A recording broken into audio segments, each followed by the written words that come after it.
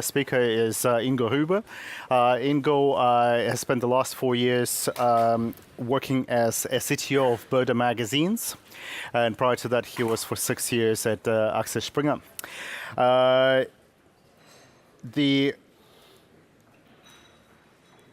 I think this is a fascinating area for discussion because obviously we as a publishing industry, we have often viewed ourselves within the specific areas as competitors, competitors on distribution, competitors on amongst the readers, etc., etc. Ingo is going to look at a new way of taking a look at these relationships between the publishers and how publishers can indeed cooperate in some of these areas. The floor is for Ingo, but we're going to start out with a little film for us to enjoy, and then Ingo will take the floor right afterwards.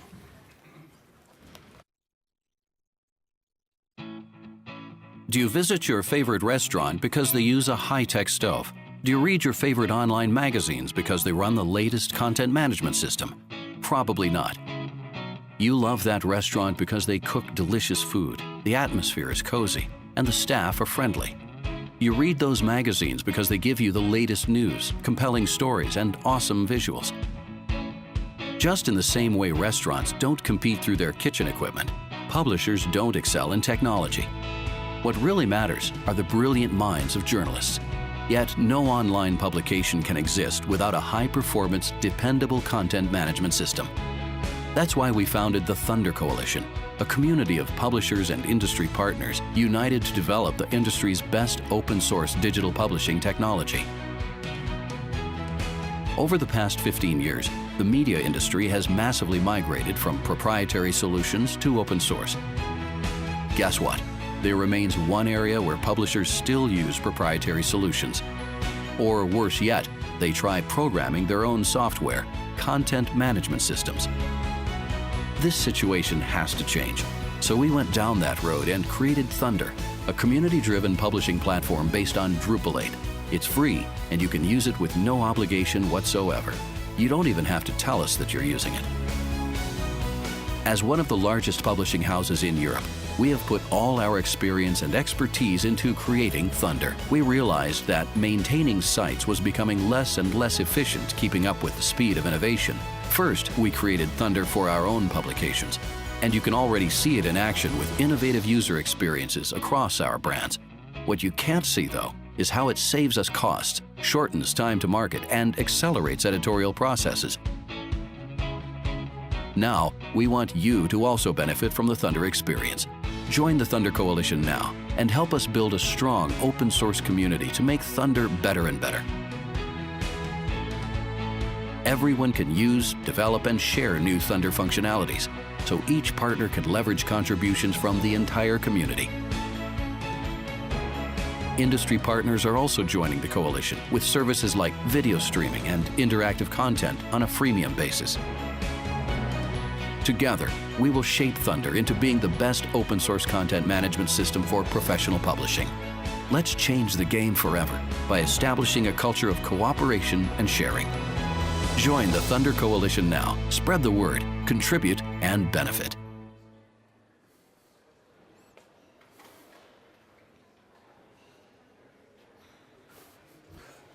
So, hello everybody. Welcome to the Thunder Deep Dive. Does everybody hear me? Yeah, okay, because I can't hear them. Let's first have a look at how publishing and technology is changing and how publishing and technology have been working together in the past. When we look 100 years ago, if you wanted to be a publisher, you needed technology. Actually, you needed access to a printing press, and if you didn't have access to a printing press, there was no mass communication for you. So this was actually an enabling and essential factor for being a publisher. And if you wanted to become a better publisher, you bought a better printing press, because then you had better quality, or you bought a faster printing press, and then you could reach your audience faster, and that would give you an advantage. So technology was essentially linked to publishing. In the 80s and 90s of the last century, technology became even more important. In the PC era, as we call it, technology also became not only an external factor like the printing presses, it also became an internal factor. If you had rooms full of typesetters, you could just buy a typesetting machine and be much faster and be much more efficient. If you had a room full of accountants, you could just buy Microsoft Excel and become more efficient by that. So technology became even more important for us. It was externally important and it was internally important. And then something happened. We call that the internet. And that was the time, like 15 years ago, where technology suddenly started turning against us.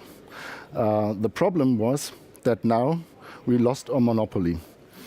Everybody could be a publisher. So if you had access to a PC and had access to the internet, you could reach out to a potential 3 billion people just by hitting a send button. And that was really not so good for the publishers. And this is the basis of the problems we have today.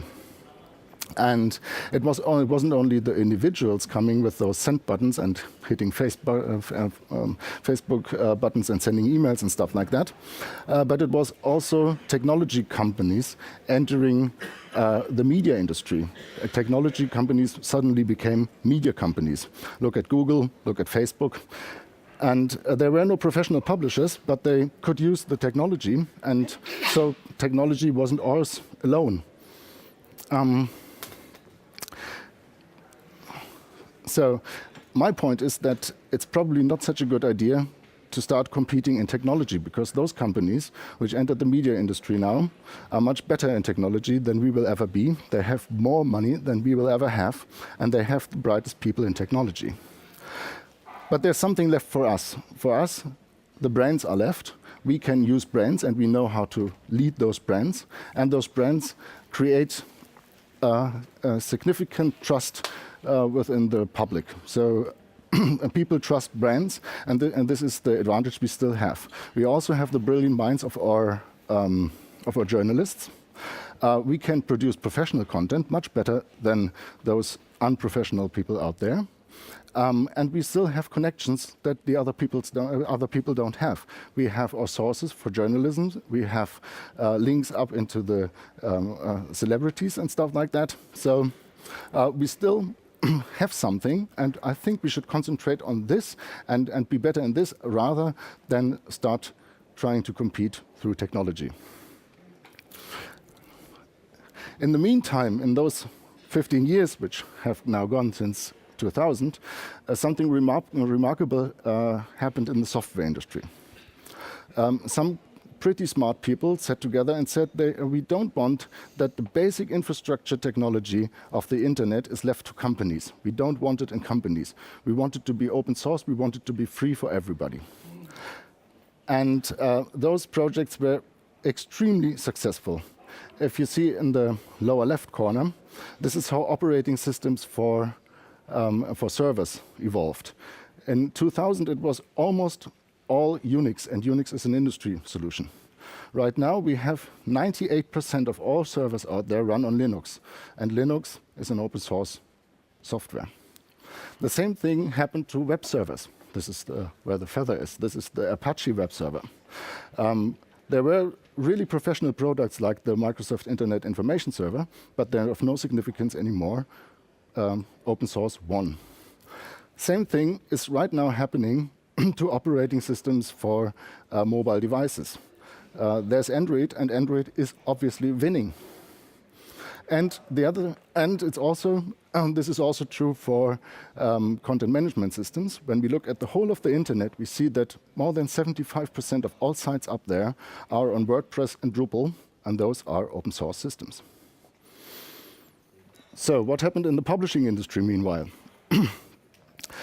We did the same thing. We also came, as we had operating systems, web servers, databases, we all came from proprietary systems, and we moved to MySQL server, we moved to Apache, we moved to Linux. We did the same thing, we adopted the open source things.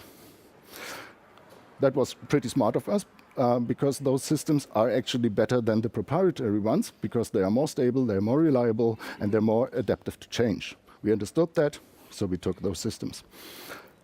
Funny enough, we didn't we didn't do that in the CMS sector. In the CMS sectors, most of the publishers still have proprietary systems. When I came to Burda 4 years ago, I asked people, why do you have exactly this system and not a different one? And the normal answer was, yeah, when we went digital, we hired this person from company X, and he said he worked with CMS Y very good before, so we took that one. So there was obviously no strategic reason or functional reason or any reason. So it was just a personal reason why they had it. So then the next question is, obviously, why didn't they go for an open source system?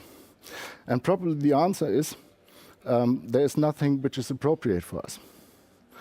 And if there's nothing which is appropriate for us, we said, let's sit down and change that and fix that and do something about it, and let's call it Thunder. So this is basically the story why we did this. The second part is how we did it. Just a quick introduction to Burda. Burda is big. We're one of the biggest publishing houses in Europe. We have like 2.5 billion in revenues every year. We have more than 500 media products. We have 10,000 people. We only make 26% of the total corporate revenue in the old business, which means that 75% of the revenue now today is in international and in new business, which is good news. And we are very international. We have 320 titles outside Germany. That was just to create a little bit of trust, so we're not completely crazy. And we normally know what we're doing. What's far more interesting, I think, about Burda is that we are very diverse. We have a lot of titles, and all those titles have completely different business models and audiences. If you look at playboy.de, this is always .de, this is a paid content site. We have Das Kochrezept, which is a community. We have My Beautiful Garden, which is merely an e-commerce site. We have Bunte Now, which is a very video-centric thing. We have InStyle, which is high-class fashion, and this goes on and on and on and on. And so you see, as we have different business models, the requirements for a CMS are always different from each site. So this is number one complication. Number two complication is actually that technology accelerates and change. And that means that there is not only requirements by our brands, there are also requirements which come out from the market. Just remember a couple of years ago, everybody bought a cell phone. And so our sites had to be mobile all of a sudden. And if you have 100 brands, and if you have 100 CMSs behind those brands, and you have 100 vendors behind those CMSs, and you have to go mobile with everyone, and every vendor tells you that costs 100,000 euros, you have to pay 10 million euros to 100 different vendors. And we thought maybe that would be much better if we only had one system.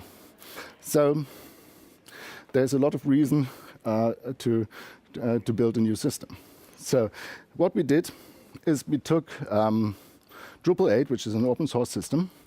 We took a couple of modules from there. We also took some custom modules, which we found, and linked them together and said that could be a nice basis for publishers.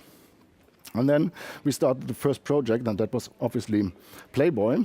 And Playboy invented a couple of modules which were just Playboy, and nobody else could use them, like linking to internal systems and stuff like that. We don't need that. So this is the ones in the corner. But they also produced a couple of modules which were so cool and so generic that we thought those could be interesting for all our other brands too. So we put them back into this Thunder in the middle. Then we started the next project, which was actually InStyle in our case. And InStyle actually used modules produced by Playboy before, and they also introduced new modules into this Thunder thing. So the next brand, which was actually now My Schöner Garten, they went live today, could use things from InStyle and could use things from Playboy. And also Playboy can use everything that InStyle produced before. So that went quite well. Just a short sidestep, and why did we do it on Drupal 8? Because people ask that. First thing, it is open source. We didn't want to be vendor locked in, so we had to use an open source system. It is, of course, also free. It is fully responsive in front end and back end. We need that today. It is built on PHP, which was important for us, because if you are a computer science, you would say, oh, PHP, that doesn't even compile. But on the other hand, 80% of the internet are based on PHP, and this has a reason. And the reason is time to market. With PHP, you are never perfect, but you're always very fast timed. You have a very short time to market. And this is what's actually important to our business. It integrates Symfony 2, which makes it much easier for us to find developers, because Symfony 2 is what people like. And it is very easily adaptable, because it has thousands of modules out there. And Drupal 8 actually has 15,000 developers out there working for Drupal 8. And you show me the software company in the CMS sector where they have 15,000 developers. So we are much more powerful with the system. There's some things which live around a CMS, which we can't provide as a publisher, because we stay publisher. We learned yesterday we should probably better not go into the business of data centers and stuff. So we found a couple of industry partners who put things onto the system which were needed for us. This is, for example, a video player and a content delivery network and stuff like that. So people said I have to speak about some successes. So first success was obviously Playboy. It was the first Drupal 8 site live on this planet, actually 2 months before Drupal 8 came out. And the second success, which is much bigger actually, success was that we launched Insta, because it was the proof of concept for us. So we show that we can use Playboy modules inside Insta. And we also had a significant increase in all KPIs actually on Insta, so we are very happy. And we also showed that the time to market, the project was very short and with very little people actually. So that was a great success. Third part. Actually, I think the most important part is about the Thunder Coalition. We thought, as Burda is so diverse, maybe it's just a small image of the publishing industry as a whole. So if it works for us, why shouldn't it work for you? And we said, okay, we come from open source. Why don't we take the whole thing, and we invested millions up until now, and we will invest more millions because we're going to relaunch all our sites on that. We take everything we produce up until now and in the future, and put it out there completely in the open source, so completely free for every publisher in the world. So why do we do stuff like that? We think that there should be a community of publishers working on the best CMS, which can be there. And if you want to have a project like that, you can just meet up with other publishers and say, hey, let's do that together and make a work group. And then all the legal people come in and say, that is very complicated and please don't do it. And so we decided to just take another way. And our way is that we just invested in that and we put it out to you. And if you like to join, you can join. It's completely free. There's no contract you have to sign, there's nothing. You can just download it and you can use Thunder free and unlimited forever. The idea behind that is that we will also benefit from it, because when many publishers join that, publishers will find functionalities which are not in there. And we hope that those publishers will come and say, hey, that's something we are experts in, let us do that. And then everybody else, all the other publishers, the whole community will benefit from that. And of course, also we will benefit. So we hope that in 1 or 2 years, we have a developer network amongst publishers, which is maybe hundreds and thousands of publisher developers, which we never could pay, actually. So this is our idea. The idea for everybody is everybody gets faster, everybody saves costs, because when the next mobile change comes, we do it just once. Let me tell you just 2 words about the GNU General Public License, because not everybody knows what that is. It basically means that you can use the software, yet that you also get the whole source code, so we cannot hide anything in there. You can take the source code, you can change the source code. The only thing that you can't do is actually sell the stuff. That's not allowed. We cannot sell it, you're not allowed to pay us, and you're not allowed to get money from others from it. That's the contract you sign by using it. Of course, we want you to give us input. Also input, first of all, input in form of ideas, what you need, so requirements, but also input in form of contributions. So if you start developing on Thunder, you have choices. You can say, I want to build this module and I will give it to the community. But you can also say, I just want to use it, or I want to develop and keep the development for my own. That's fine with us. And you can also share some of it. Because I've been frequently asked, I just stated here, we will not put a Burda logo in there. We will inject no ads in your websites. And we definitely do not have a business model for that. And because I'm asked that too, we are not collecting data. This is not a central system which we provide for you, and it's hosted on Burda servers or stuff like that. You just get a piece of software and you run it in your data center, please. And we will not collect any data, and we will not steal your content. I was asked that too.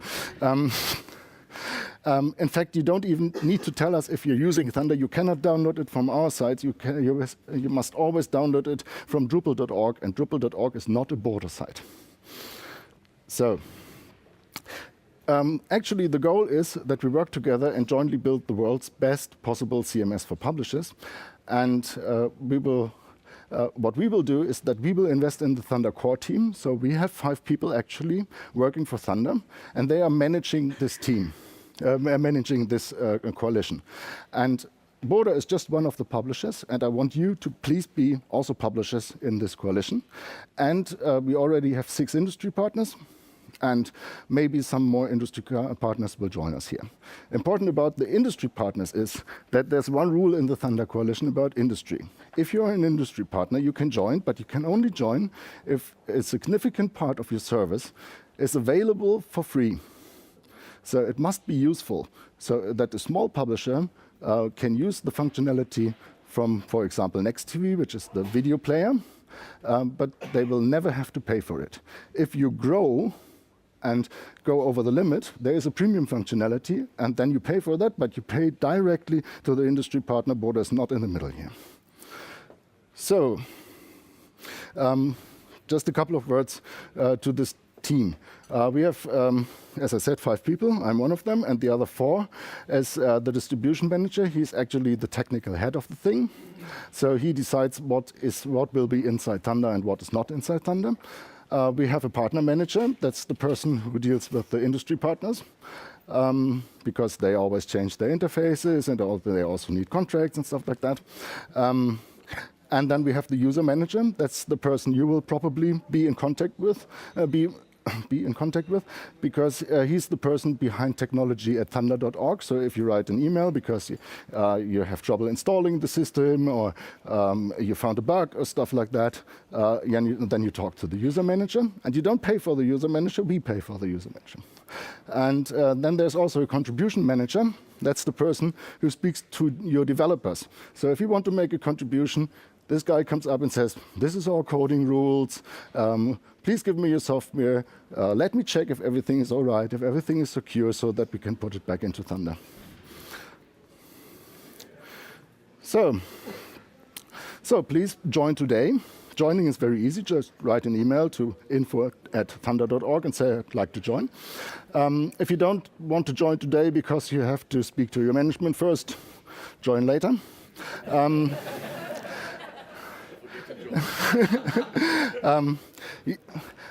Contribute doesn't always mean software. If you think, yes, maybe in 2 years I want to change my CMS, but not now, please join today, because have a word on what we are doing. Give us your requirements, because we need them. We are not only Burda. There's so many things out there we don't know, so we have to learn from you. Yeah, and please, if you don't want to join, please speak to your colleagues at other publishers and spread the word, because we think we're doing something good here and everybody should know about that.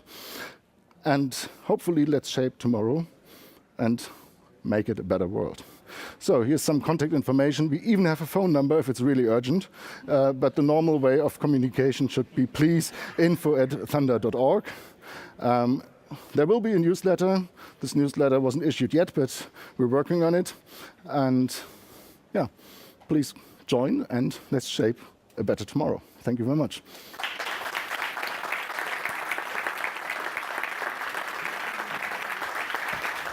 Thanks very much, Ingo. I think the overarching message was about joining Thunder, wasn't it? Yeah. Which is, If that's okay. and if not today, then today would be best. Today is fine, but next week is good too. Next week is good too. All right. I'm sure loads of questions. So,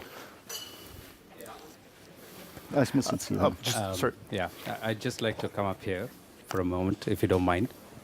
Ingo, can I give you a hug? Yes. Hug. Yeah. Oh, yeah. That's it. You know, I don't know about you guys. I'm a publisher, and this is my dream come true right in front of my eyes. And I'm on in whatever way. I don't need to sign up, but I'm on, right? Thank you. Thank you very much.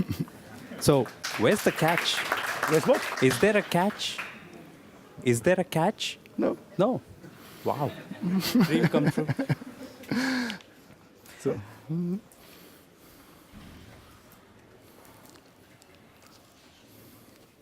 What's the contribution of Microsoft to the Thunder project? You mentioned them as industry partner. Yeah, Microsoft is contributing their content delivery network. So if you use Thunder, you get, as a publisher, you get 100,000 videos per month free by playing out videos by Next TV. So you have Next TV as a video player and a video content management system, and you can play out 100,000 videos, and somebody has to play them actually. And this is Microsoft. Is this the Azure network? I think they're doing it with Azure, but I really don't know. Okay. Probably, yeah. When it's Microsoft, it should be Azure. Yeah. Anybody else? Questions?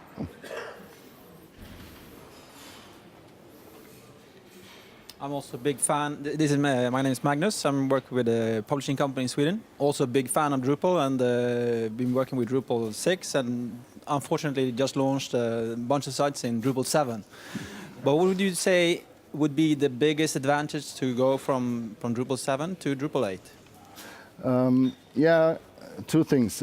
One is it's always hard to find developers for Drupal 7 because Drupal 7 is very complicated and you need Drupalists. For Drupal 8, you just need people who know PHP. So it's faster and easier finding people. That was important for us. The other thing is it's completely, it works on mobile just as it works on desktop, and you don't have to do anything, so you don't have to invest in stuff like that. And maybe there's a third thing. Drupal 7 is actually very, very complicated and has a lot of those Drupalisms. And this is why the Drupal community decided 2 years ago to actually throw it away and start again from scratch, and this is Drupal 8. So it's, I think from the technological side, it's a big step forward actually, and for us it makes it much faster to work with. Because we have made a lot of Drupal 7 projects, and for example, we never managed to take one module from one site to another site. That never happened because it was so complicated. And in Drupal 8, that's obviously pretty easy. That was the reason why we migrated. There was a question up front. And Hi, Ingo. Thank you very much for sharing. I have two questions. The first one is, do you have audience development capabilities in the Thunder project too? And the second one is, are you working with Google to add them as a partner with AMP pages and all that stuff? Well, there's actually one question. Or isn't? Sorry. First, Google. Google and Burda is always a little bit complicated. In fact, we meet Google tonight, actually, to speak about AMP and stuff like that. There has been no talks yet, but we are quite open. So can happen. Audience development is such, you have to clarify what do you mean. I just mean audience development, like getting the people they register in your sites, getting data from them, their web browsing. There is a module which comes from Acquia, and Acquia are also partners. And they said they want their module into Thunder, but they didn't come up with a freemium model yet.